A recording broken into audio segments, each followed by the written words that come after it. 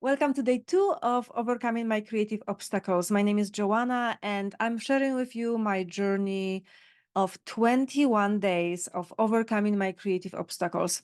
You may be wondering, are there really 21 creative obstacles, creative blocks? Oh, yeah.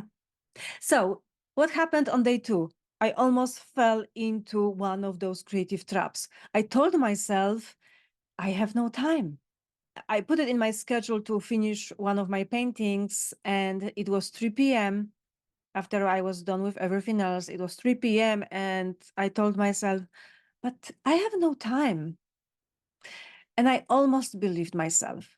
But because I have the goal of finishing 3 paintings this month and overcoming my creative blocks, I asked myself a better question. I simply wanted to solve this problem. And the question was this: oh, really? How much time do you have?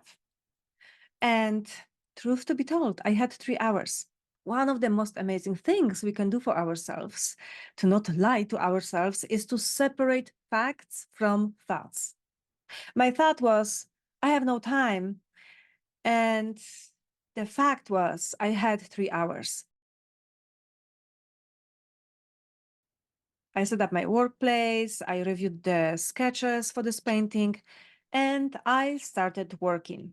It's not finished, so in those 3 hours, I simply worked on the bowl because right now I'm obsessed about lemons and this bowl. I work on the background and on the leaves. What is really awesome about answering the question, how much time do I have, is that it takes care of the potential future overwhelm.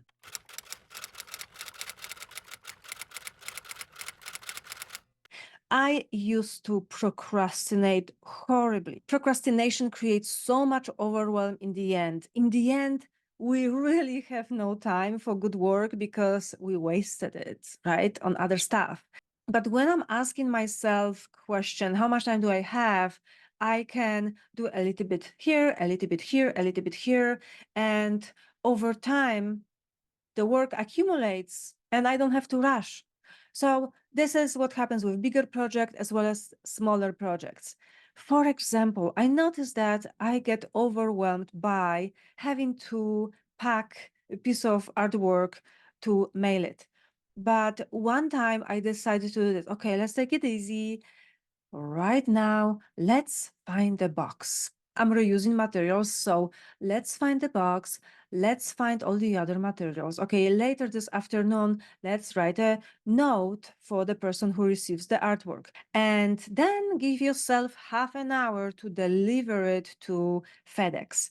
And there is something else I want to mention about this question, checking with ourselves how much time we really have for our creative work. Let's don't use it against ourselves. Maybe you had a stressful day, you are really tired, and you tell yourself, how much time do I have? Okay, 30 minutes. And then being honest with yourself, you feel like you have to do this. If your life is so busy right now that your creative project, creative work would be just another thing to do, while you have even no time to be, being comes first, mental well-being comes first, and maybe you simply just want to be with yourself and do nothing.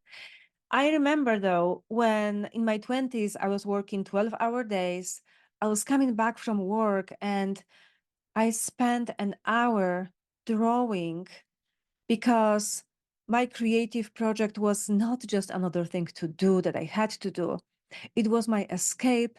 It was my adventure. It was something that energized me. So a good question to ask yourself is, would my creative work energize me or drain me? What is your biggest takeaway from this video?